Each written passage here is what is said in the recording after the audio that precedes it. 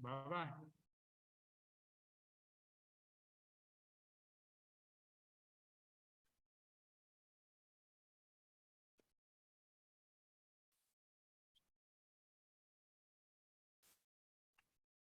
You trying to get here, Kimberly?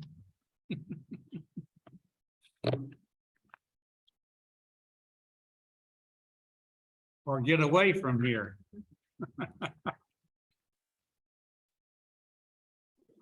I'm actually heading home after my 13-year-old had like their meet the teacher tonight curriculum night, and I was like, I can't stay for the whole time, so I ran in and ran to every teacher and was like, can I get your contact information? I've got a class I got to go to too.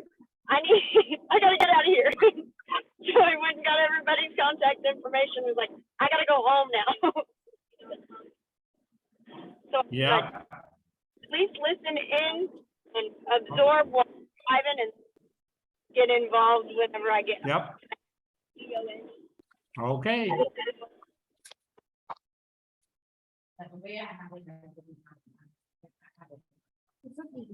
He told me it was a packet. Is this in order, Lovey? Yes. So yours was a whole packet? It wasn't the whole packet, not mine, but now.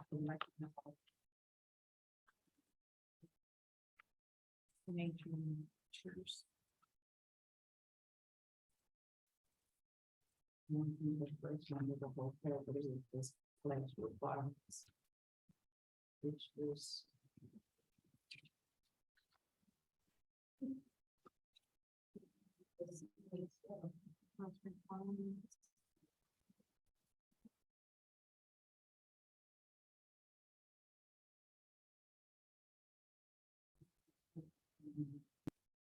Well, now I've got a different configuration here. There it is. How you been, my dear? I've been good. How have you been? Bet you were surprised. Like, we have her again on Thursday night. And she's late again, or right on time. Glad to see your name turn up. Well, we had a big summer and it's now that.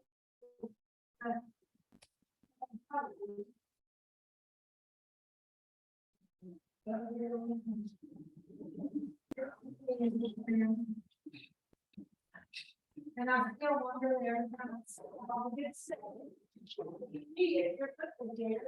On the ball games. Remind me of their name, those are ladies. They used to come to Caroline. Yeah. Was she gonna sign up for this one? She hadn't shown up in the list yet. I'm not so sure of what she's taken it before.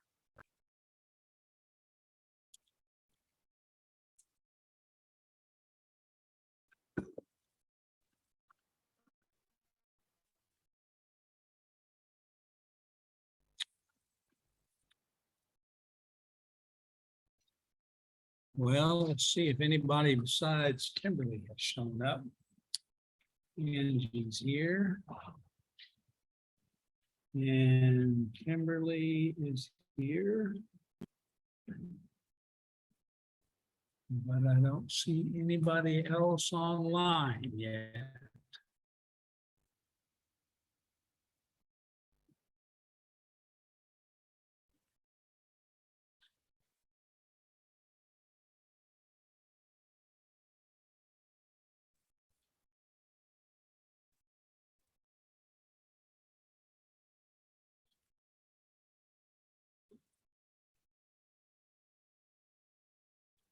I've sent all this material to you this afternoon, so it'll be on your computer. If it's not, let me know. It didn't tell me that nobody got it, so I'm assuming all your addresses work. They did. I didn't get anything back on anybody except one, and he put it wrong on his sheet, so.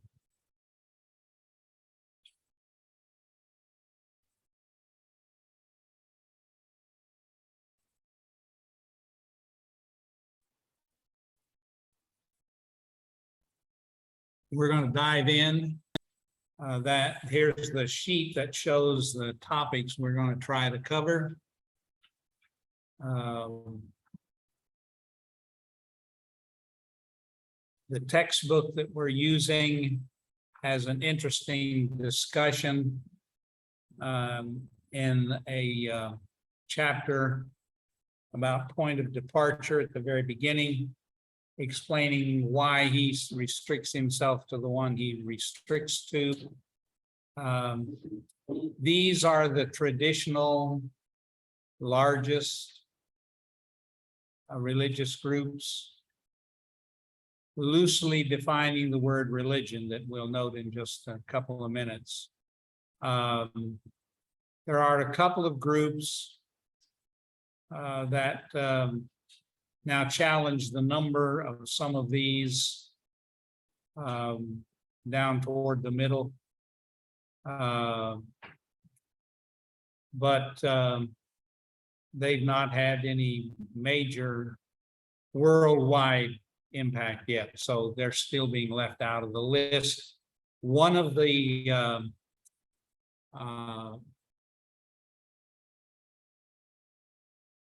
materials that I sent you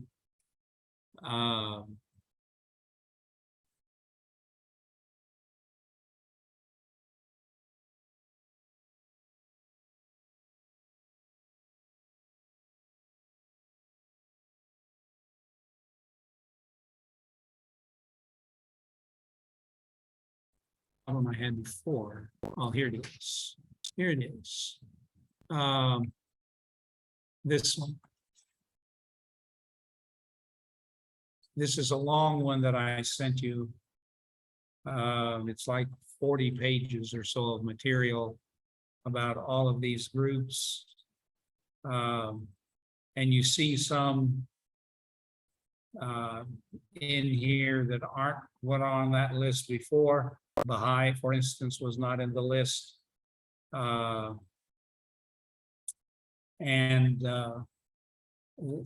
up here in the 100 million range, one of the Chinese groups of very modern development fits in there. But as you'll see in Smith's discussion, his list is limited to those that he thinks have had a more comprehensive worldwide impact, a widespread, and of sufficient ideas that they have some relevance, he thinks, to modern people. And so that's why Juke, Daer, Terioko is missing from Smith's list. But I sent this to you. There's short descriptions of these further on down in the paper. So you can explore that to whatever degree you're interested in, but it's there.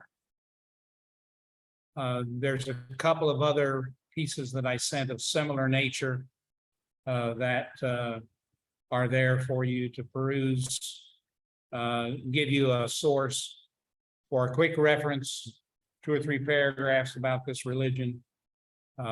If you had a senior moment and can't remember too much about them, there'd be a place you could run to right quick and look it up. There's a couple of other pieces of material that I sent. This one is an online source. I sent you the link for this in the email that I sent today. Under world religions, you have most all these major religions and some others that don't even fit into this category. And you click on it and you will have volumes and volumes of their writings that you can read. They're in translation, of course. So you want to read any of the material of Buddhism, Hinduism, Islam, the Quran is there. You can read the whole thing if you want to. And this is all online. I also sent a form.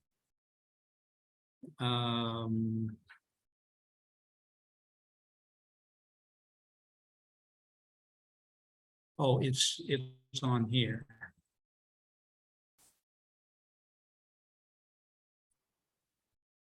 And I sent you the link for this.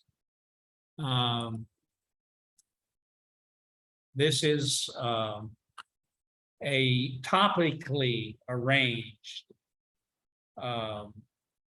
so that you could look up a certain topic and you will find excerpts from all the various major groups that this group has wanted to explore listed under that topic.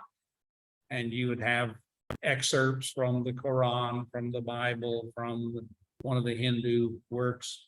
If you wanted to compare what various groups say about a particular subject, you don't have to try to figure out where in that book that under that other sort, all you'd have would be the Quran. Well, now where do I look for this, that, or the other? Well, here you've got a little topical index that you can go to, and then it collates excerpts from all this material.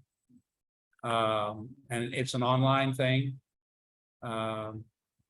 So it's another source to get to in terms of information. Okay. For those of you that want to pursue this in terms of class grade, here are the requirements for your grade. Your attendance and participation, the handouts that I will give as reflections that you can turn back in. And if you're coming, of course, you can fill that out, turn it in person. You can do it on your computer. This will be going out as a sheet, as a Word document. I'll be emailing to everybody every time. So you could download on your computer, fill it in on computer, and send it back to me on your computer. Take home the sheet, fill it out, scan it, and send it back to me. However you want to do it. We'll have a little exam at the end, mostly to gather your reflections about what we've looked at. And for those of you that want to do some extra work, this is a topic you really want to explore. You want to give me a 2-page book report on book besides our textbook that you've looked at, either in terms of the whole book, if you're that aggressive a reader, or any 2 or 3 of the topics that we're looking at that you were able to read along with the textbook, and give me your comparison, how they treated it versus how he treated it. If you want to do that. Any questions there?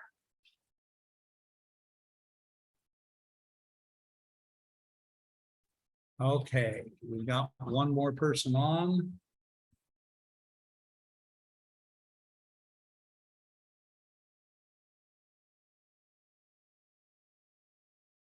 I know I recognize that name.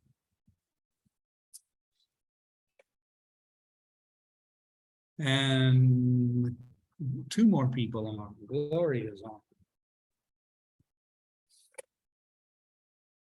Anybody else I'm missing? Okay.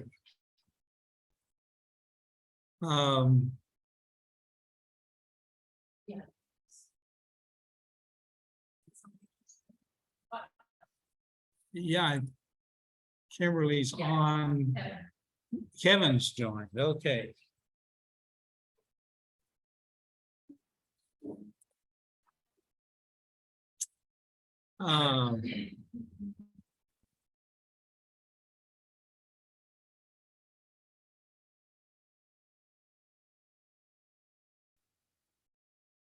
Okay, we'll try again here now.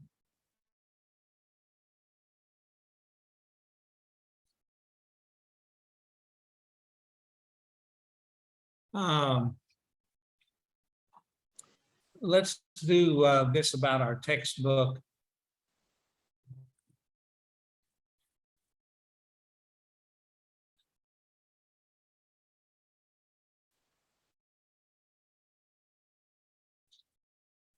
I'll move this around.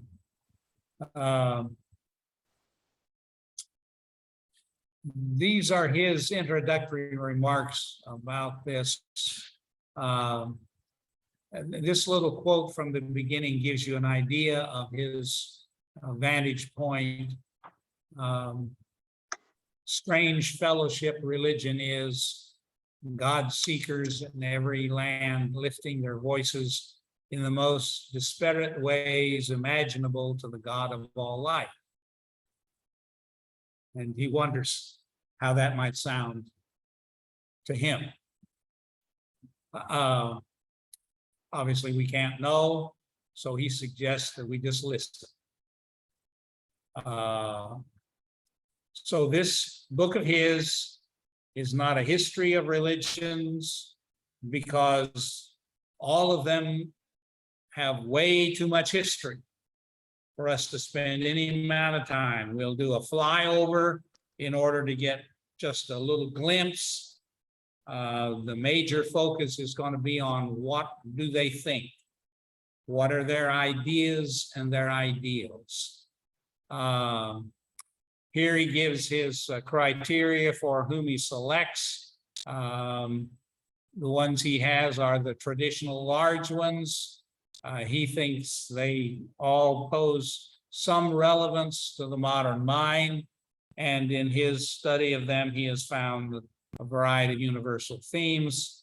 That, of course, that whole document that I have for you to look at online has all those ideas arranged. This is not a balanced account of any subject. You might find him a little prejudiced here or there. Don't be surprised. Everybody's going to be that way. This is not a topic you can really deal with in super objectivity. If you're an absolute non-believer of any kind, you're going to have a pretty jaundiced view of all of these, and so that's going to show through. If you're an adherent of any one of them, then how you treat the others is going to seep through inevitably in how you do it. And so he's just done his best to try to do that.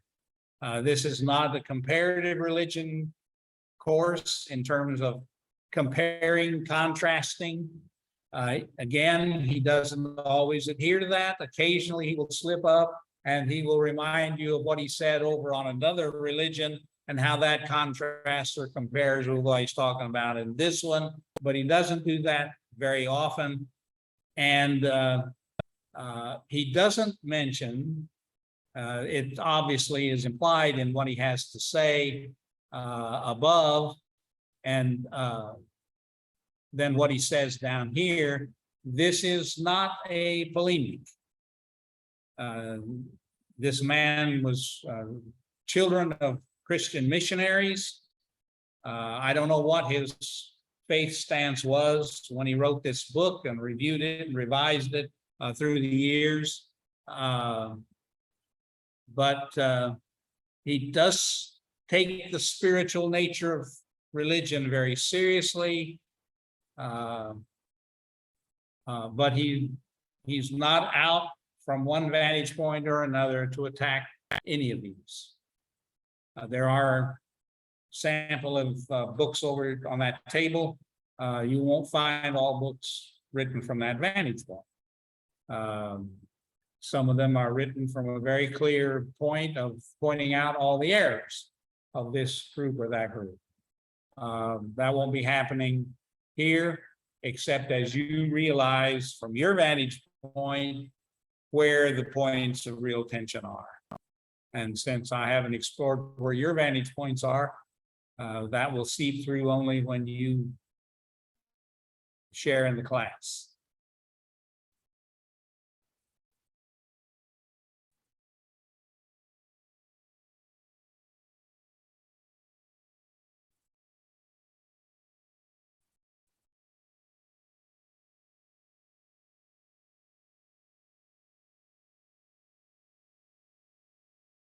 Okay, make sure we haven't gotten somebody else. We're gonna dive into a very short introduction of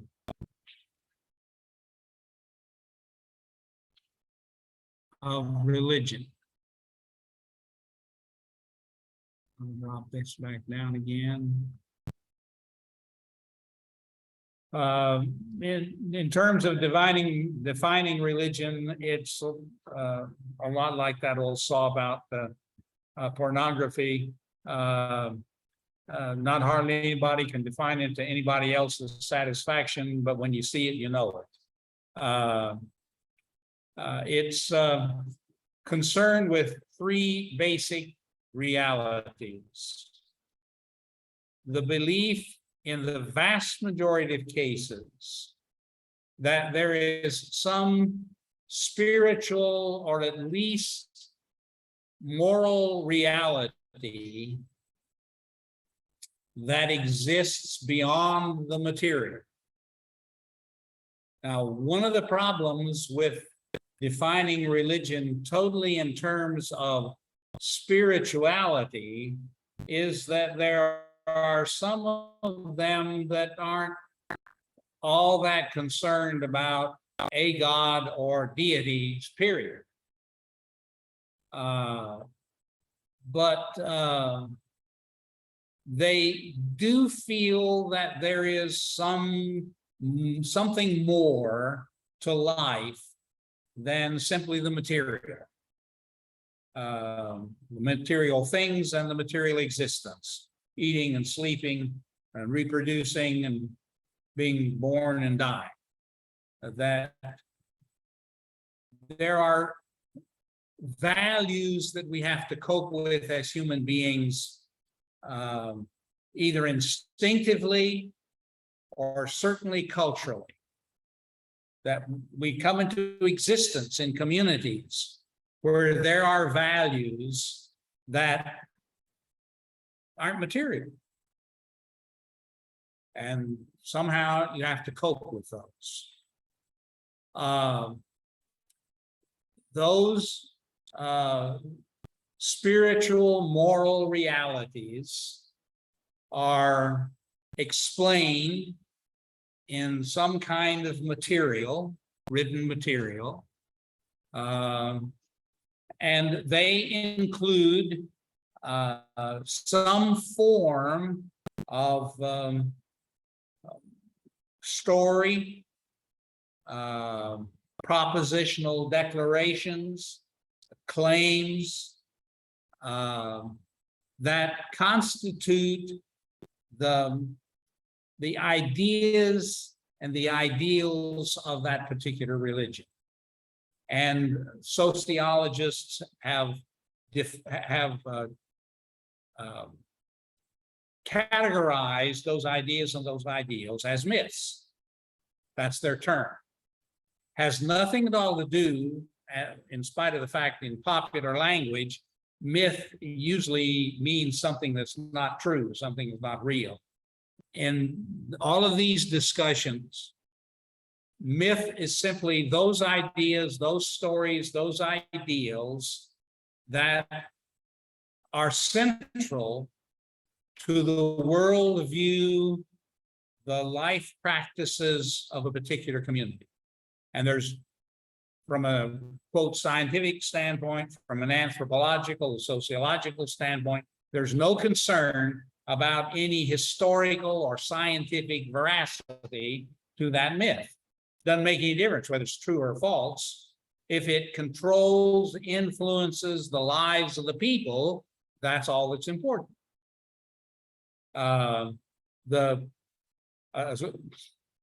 a clear positive example in American culture is the cowboy myth, or the pioneer myth. We have 1,000 ideals built around each of those.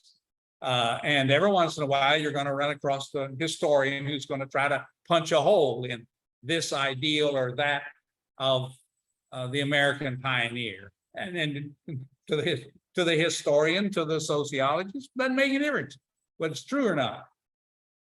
It's an influencing idea in the culture, and that's all that matters.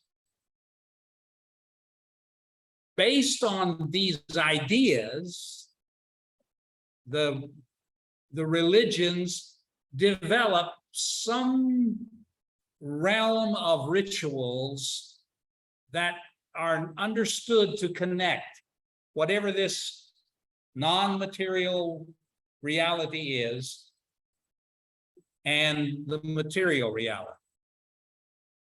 And so you develop ceremonies of various kinds.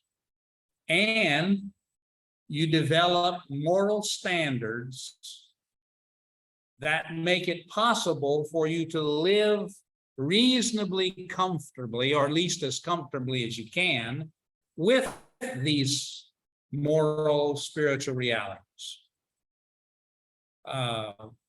That's what religion does. To take the classic example of Buddhism, Buddha is a totally disenchanted Hindu. He got to make sense out of what he sees as senseless reality. And so, after much meditation, he feels he has arrived at a conclusion that these are the values by which you can live the most positively, the most comfortably with the reality that you can't change. And historically and in his writing, you can see this emergence, that this is a deliberate attempt to try to, how do you live given what is? Well, of course, what is depends on how you construct your vision of it. And that goes back to the first element. What do you understand this reality to be? Now, once you understand that this reality doesn't have to have the traditional God or gods, then you see, you could say that aggressive atheism is a religion, because it has its view of reality. It has its procedures for relating to that reality, and it has its values and how to live given that reality. We wouldn't call it a religion because it doesn't have these traditional trappings as clearly defined as religion. Historically, religion has seemed to develop evolutionarily. And it moved from some sense that there were powers beyond our control, natural forces, that we animized, we gave spiritual reality to. For instance, all of the ancient religions, Egyptian, Assyrian, Babylonian, ascribed deities to all the natural forces. There was the god of the wind, the god of the sun, the god of the moon. In some cases, of course, she was a goddess, not a god, but they assigned, they mythologized a deity as the person, or maybe I should use the word personified, the natural forces with a deity. And that was true of all the major forces. In animism, you get that where everything, even the rocks and the trees, all have some spiritual reality. It may be a totally separate spiritual reality in your mythology that inhabits this rock, and there may be a different one in every single rock or every different kind of tree. So how you perceive this can vary widely, but the spirits there are seen to be pretty well everywhere. Spiritism is the conviction in most cases that these spirits, in many cases seen only as the spirits of human beings, have a continuing existence and involvement. In practical terms, most of Spiritism deals with ancestor worship of some kind, where you try to communicate with the ancestors. Then you get this personification of these spiritual beings that you create real controlling gods. And only because this is the beginning of the line is it capitalized. It probably should be uncapitalized, because you have all of these mythologies of gods. And they existed in almost every culture around the world. And because there were many of them, you have a polytheism. And in this evolutionary view, certain groups came to the place that they very significantly isolated one or a very, very few as the primary gods. And you have what the technicians call henotheism. It still recognizes many gods, but there's only one that's important, at least to us, to our group. There are many people who believe that early Old Testament reflects that kind of thing. The very fact that the 10 Commandments would say, don't have any other gods before you, implies that their culture believed there were other gods. And the 10 Commandments, you see, don't say there aren't any other gods. It just says, you shouldn't have any but me, Yahweh. And there's all kinds of arguments in Jewish theology and Christian theology that inherits it as to how clearly this singularity of the God of creation is, how strong that was, how early.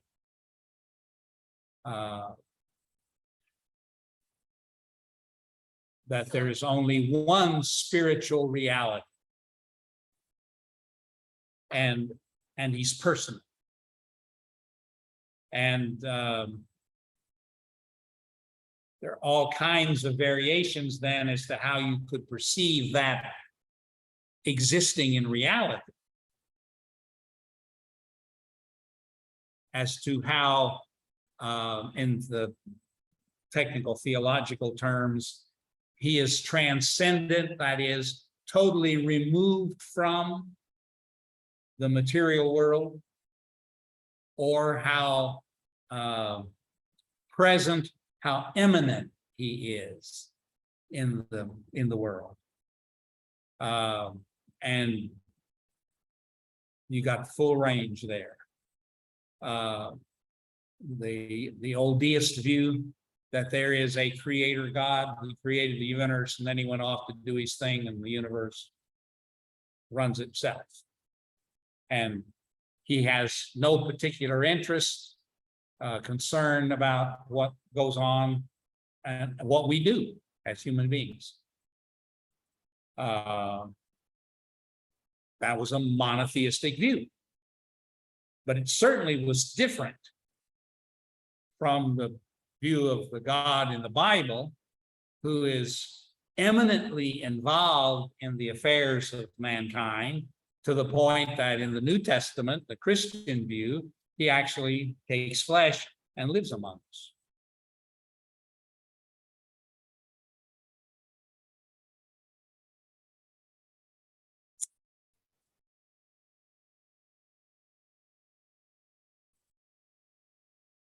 And from that, we move to a quick flyover on what are generally called the primal religions, the traditional religions. If I can find it, here we go.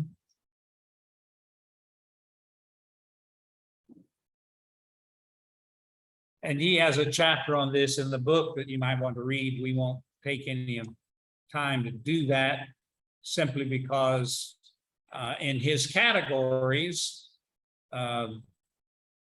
these have limited presence. And here you have the argument over the terminology. The traditional old view was they were primitive religions, and that, of course, carries a certain pejorative sense that we've advanced beyond them. So there was a shift to use the word primal. They're the closer to the original human religions, simply less developed. There is now many who prefer the term traditional or basic or tribal. They're all over the world.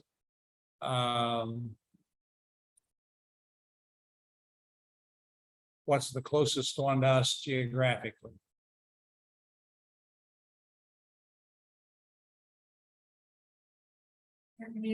Yeah, American Indian would be considered one of these religions. And the reality is that elements of these religions, their values, their ideals, their practices, their ethics, slips into nearly all of the organized religions, including Christianity. So they are all pretty much apart. Yes, there are elements of that. And you see that, especially in, quote, the third world countries where Christianity has moved in, you frequently find elements of traditional religions adopted, adapted. What's the most common one in America today?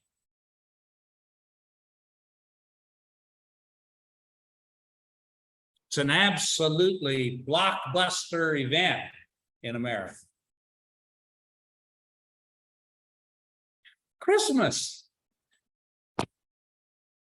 A whole lot of the trappings of Christmas are adaptations from these traditional religions. The Christmas tree, the bonfire, lights. Yes. Easter as well, with the eggs, they Yes. symbolize Yeah. fertility and paganism. Yeah.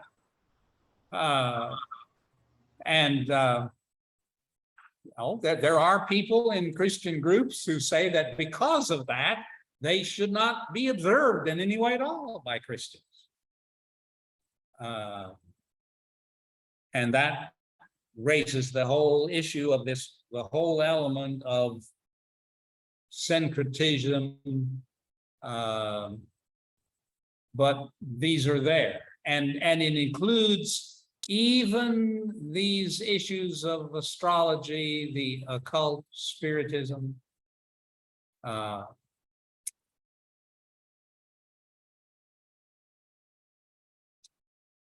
Most of these religions have never been written down. They're practiced by oral traditions. They operate only in the social units where they are still found. Culturally, most of these social units still have very limited individualism. That's just a side issue, although it may be somewhat related to the character of the religion. Most of them have no sense of linear time in the religion. It's mostly circularism. Things come around on a regular cycle. And there are all kinds of these elements of animism and totemism, which are features of spiritually presence in material things, and the spiritual connection of family, the family unit, the clan, is the totemism. That's how it's used by the sociologists. The spiritism and the spiritualism, the two words are often used interchangeably, and they're the ones that talk about the continued existence of human beings and their interrelation with further. And you see this in a variety of ways where there is simply a concern for the ancestors, Eastern religion, offerings on certain days to the ancestors, clear down to the actual seance, talking with granddad and grandma and that kind of thing.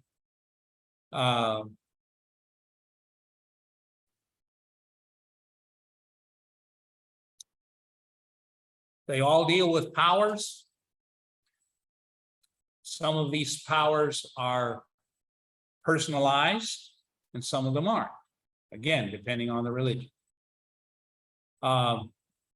Notice there's the suggestion here that even some of the modern,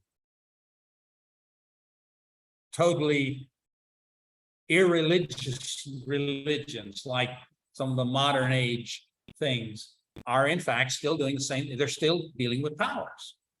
Scientology is premised on the ability to tap into certain power.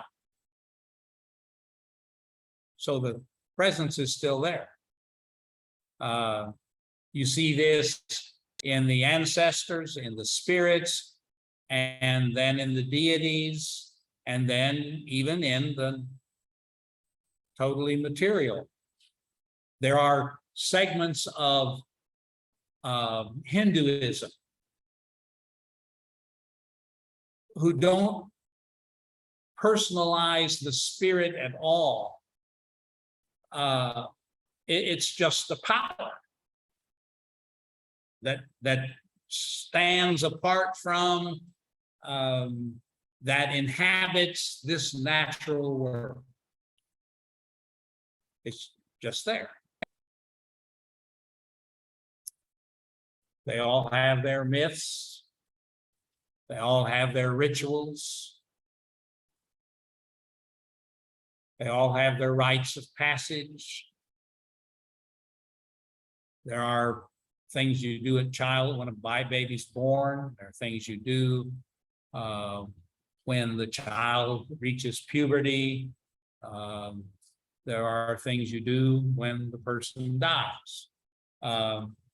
Some of you probably heard me tell about the missionaries I met a number of years ago, who were the first missionaries to penetrate one of the Amazon tribes. And they were able to get into that tribe because they met a girl, a young lady, who had been held captive by them from some other tribe. And under some circumstances, she'd been able to escape. And so she had been with them long enough, she knew their language, but she, of course, still knew her first language, through which they were able then to get people to be able to communicate with her. So they learned this tribal language so they could go in and evangelize them. And one of the things that intrigued them was that in this girl's description of their death rite, they always used the phrase, they went out into the woods, they buried them, and they died. And they just assumed that was an idiomatic construction. It wasn't. That's their death rite. A person, a family decides this person's old enough, sick enough to die. So they take him out and they bury him. And that's their right.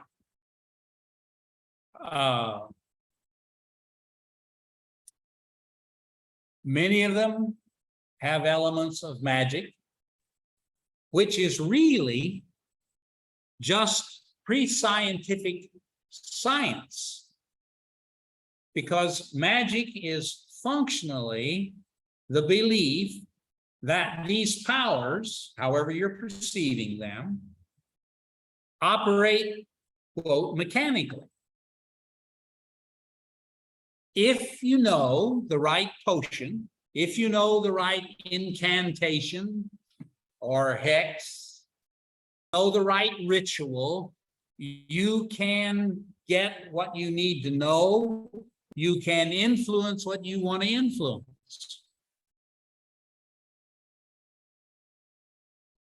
And so to a certain degree, you could even control the powers. If you knew their name, if you knew the words that influenced them, if you could get them to treat you more fairly than others, or treat your enemies less fairly than others. And for them, it was an automatic thing. That's why, from the Old Testament view, magic was verboten. Because you see, magic works on the premise that you could somehow gain control. And the Old Testament view is God's control. He's sovereign. They used all kinds of ways of learning so they could figure out what might be the best course of action, what was going to happen. And you have all those procedures still existing. How many Christian people do you know who still pretty well are attached to their astrology? They know what sign they were born under, and they know what that means about what kind of person they are, and therefore how they should relate to people under a different sign. And that's pretty fixed. And you have the Enneagram. Yeah. Oh, there, the Ouija board is one of the processes. They all have their ethics and their taboos, and a taboo is nothing more than the bad ethics. It's the don'ts.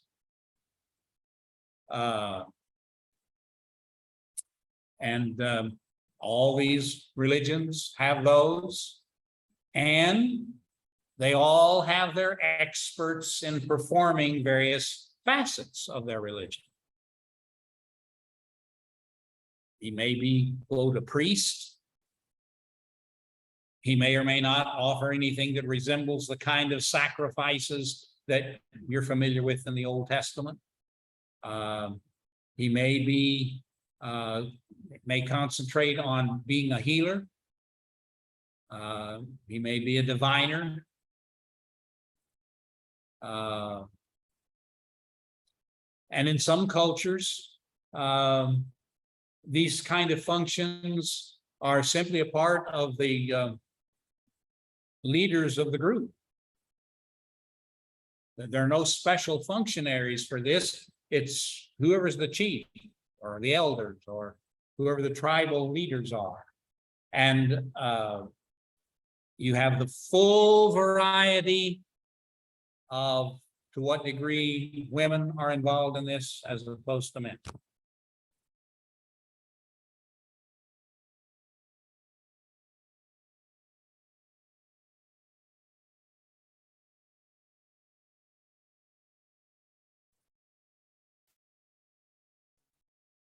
Is that enough of a flyover?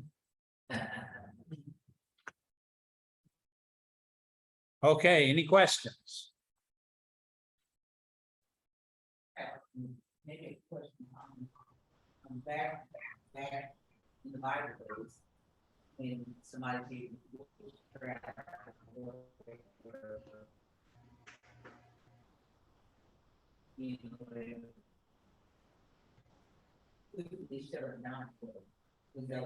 Yeah, that was a part of their belief. Again, you see, based on their comprehensive view of the providence of God, that if you want to know what's going to happen, you should ask God. If you want to change what's happening, you should ask God. You shouldn't resort to any other source.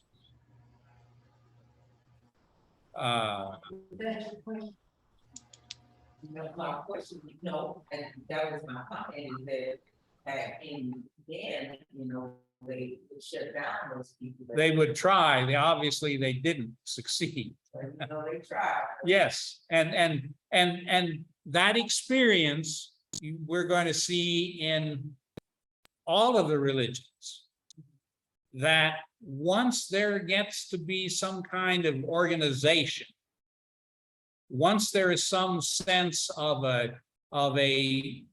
set authority, then there's always struggles with alternatives within the group. There's somebody who doesn't quite agree with that.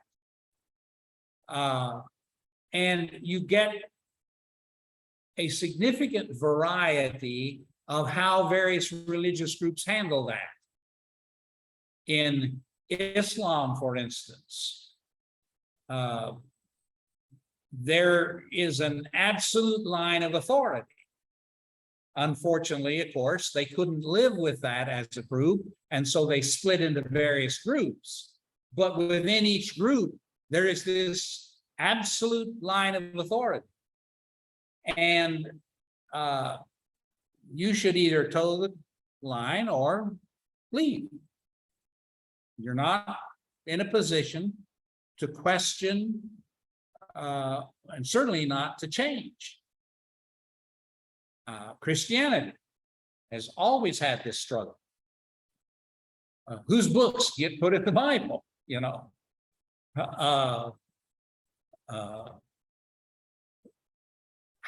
How do we decide what we can include in our tent and what we have to exclude from our tent? Hinduism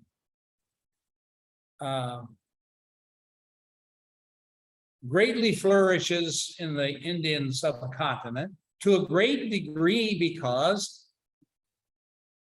it really makes no attempt. There is no overwhelming, controlling authority that can say, well, no, you're not Hindu. And so in Hinduism, you have just an absolutely indescribable variety who all consider themselves Hindus. Because there isn't any place you could go to say, no, that's not Hinduism anymore.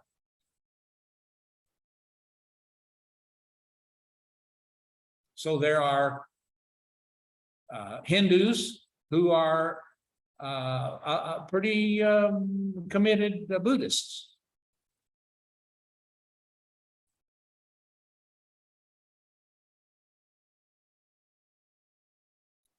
We're going to start not in the front of the book. We're going to start with Christianity, as you may have noticed on the sheet. We're going to do that for two reasons. One, this is the one you're most familiar with.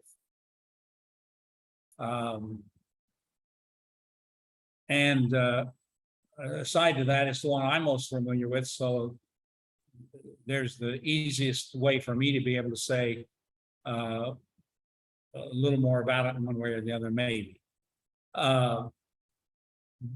The second reason is that in looking at Christianity, particularly we're going to look at it following our textbook, we're going to see its development, its evolution, and the consequent variety that emerges from that. So you have a model to see that with all the rest of it.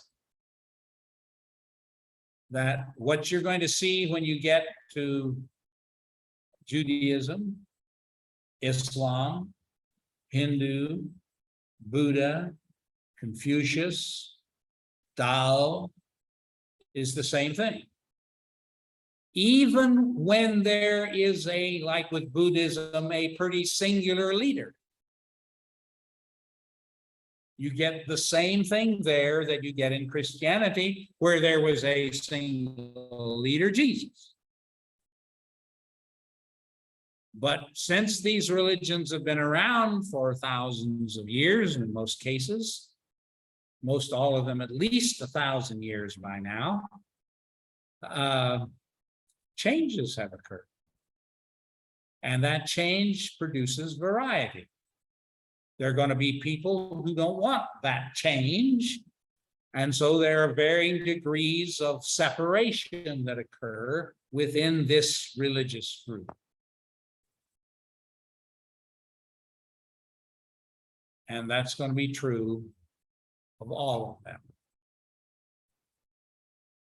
them. Hopefully, in the beginning, we'll be able to see some of the major kernels on which this faith built itself.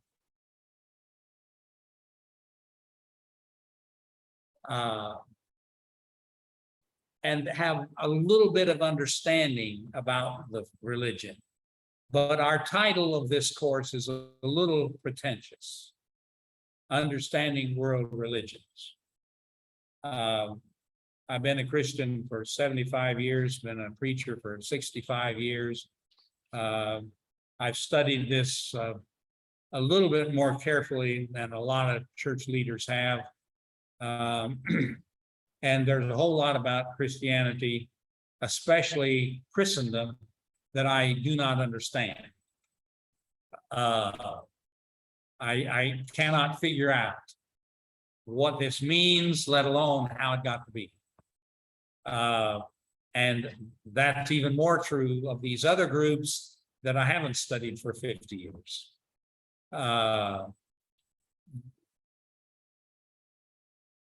Particularly the Eastern religions, operate with a significantly different worldview than we Westerners. And that means there are going to be features of this that we're going to have some real imagination to grapple with. Because they're not thinking like us at all. So we're going to get some ideas. Hopefully we'll have a much better understanding than we have now. And if you already have a great understanding, you're certainly welcome to participate at whatever point you feel like you know more or know as much about this as your textbook seems to have, or you know enough about it to feel like you can propose a significantly different perspective than the textbook does. Don't at all be hesitant to jump in and say, what about this or what about that? But that old adage, walking in where angels fear to tread is a little bit of the mentality we need to have in approaching this subject with immeasurable humility. And recognize that as we struggle to try to grasp with how in the world could these people think that way or believe this, understand they have the same perspective as of us.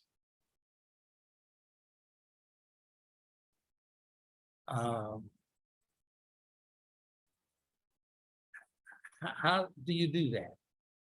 And so one of the side features that I hope comes out of this is you're having to pretty aggressively, fairly frequently, having to wrestle with your own faith as a Christian. How did I get here? And what does this really mean for me? And how do I go forward from this place? Okay, I've dumped on you as much as I was hoping to, but a little bit more rapidly than I thought I would get through it.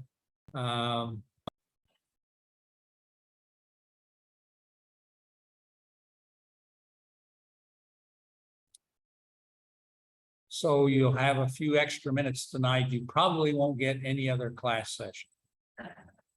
So we need the book for sure, right? Yes, you'll need to get the textbook. And my initial email to you about it being $12.50 was wrong. It's $14. Obviously, I still have a few of them here. I've got 4, I think, still maybe. I'll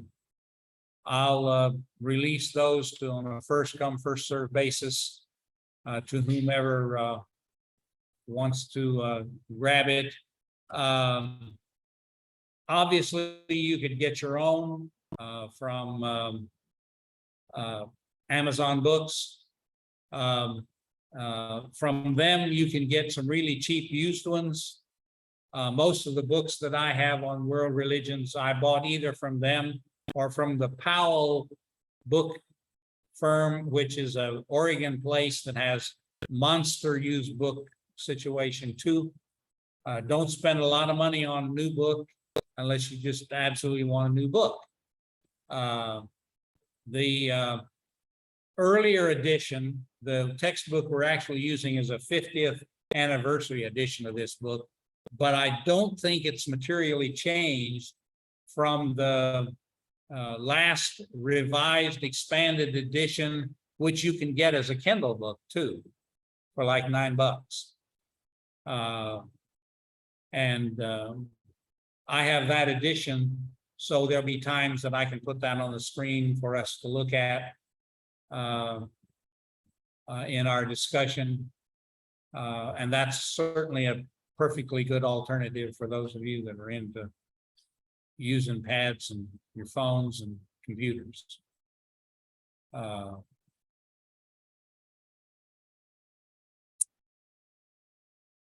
Any other questions? Anybody has?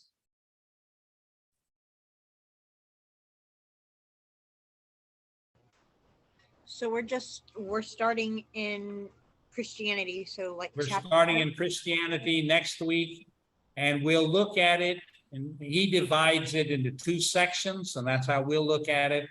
One section, he deals with the basic background and person and ministry of Jesus and the Christianity that emerges from that in the book of Acts and the New Testament. And then he looks at the development of Christianity in the subsequent centuries, the development of certain doctrines and practices, and the consequent developments and Oh. history and diversity that arises from that. And that's how we'll look at it. Okay, so we'll start with only part of the Yeah. first of that chapter. The main issue that we'll talk about next week are these fundamental characteristics of what we see as Christianity in the New Testament. Okay, so And you may find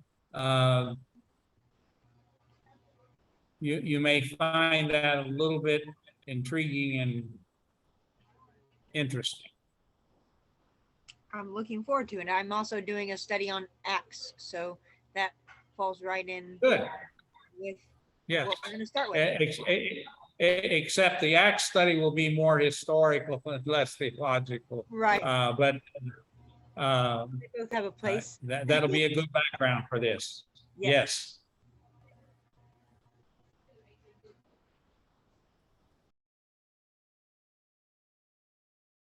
Let me look at the book.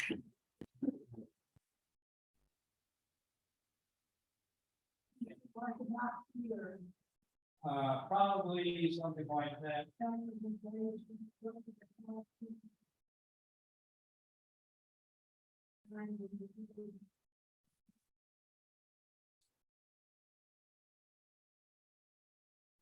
Christ for faith is in the first part. The end of the beginning, the good news. Christ. Mind of the church. Probably about page 339 with the mind of the church. He begins to make the shift.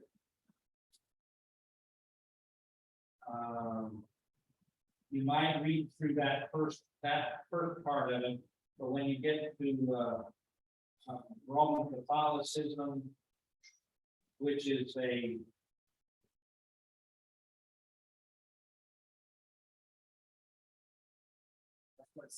yeah, certainly with Roman Catholicism, you're into the second part. You'll see it beginning in that part right before the mind of the church.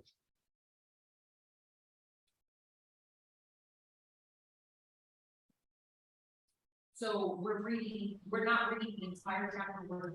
You don't have to read the entire chapter. You can stop with Roman Catholicism. Okay, stop right before Roman Yeah, Catholicism. you can read the whole thing if you want to, but we'll be focusing on that material prior to what he does with Roman Catholicism, Eastern Orthodoxy, and what Protestant.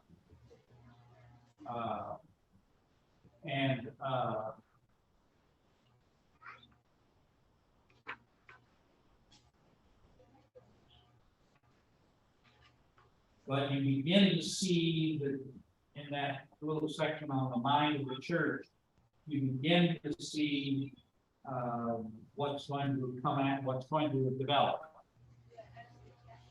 And just as a primer, he alludes to it very, very briefly.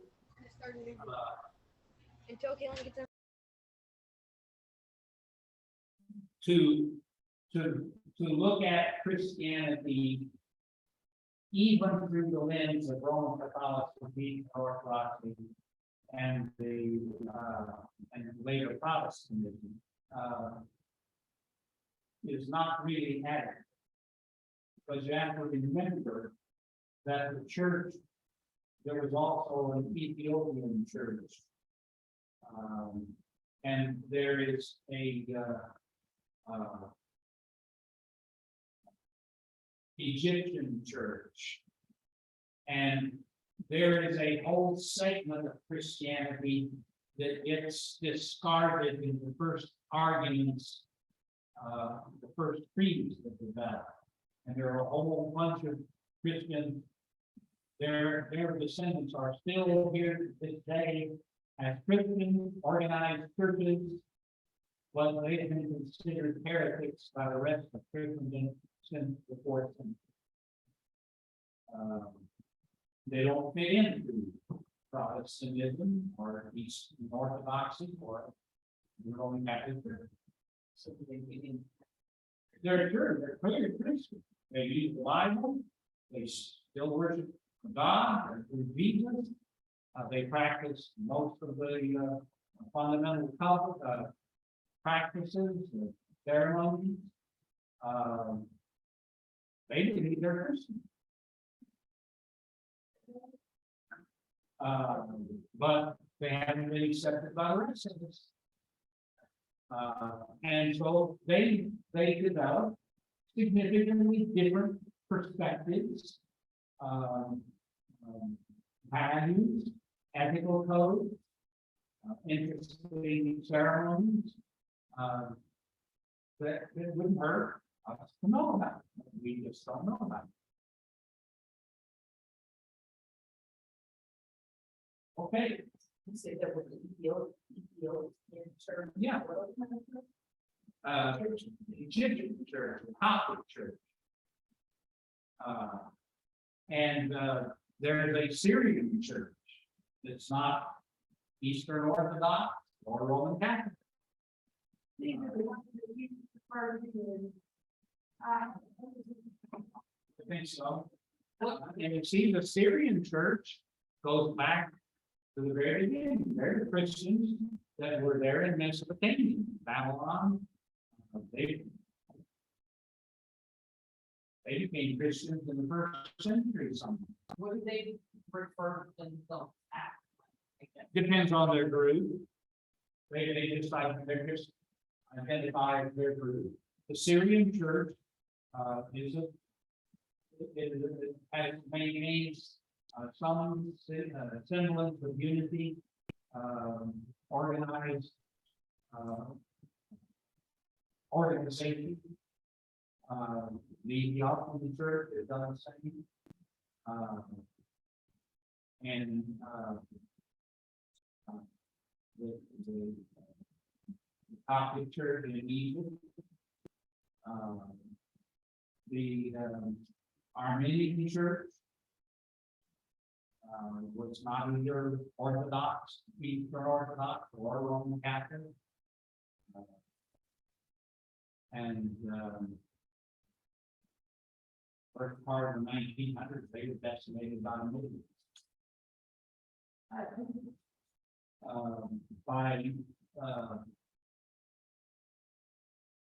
Basically by the Turks. One of the underlying tensions of American policy with Turkey today is the fact that the official Turkey position can't acknowledge this genocide of Armenian Christians in the early part of the 1900s.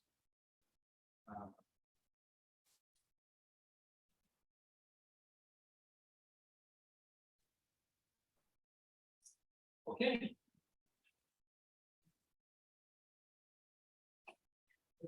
A comment in the chat. Okay.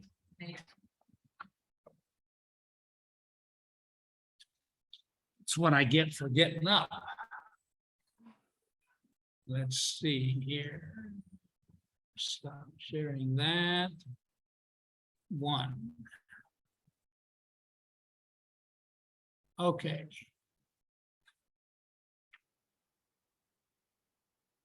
That was Kimberly, who was on her way home, so she was on her phone initially. And then she came in on her computer. Yes, yes. Okay. See you all next week. Yes, Yes, yes. sir. Can you hear me? Thank you. You are welcome. Y'all have a wonderful week and we'll see you next Thursday. I surely do hope so.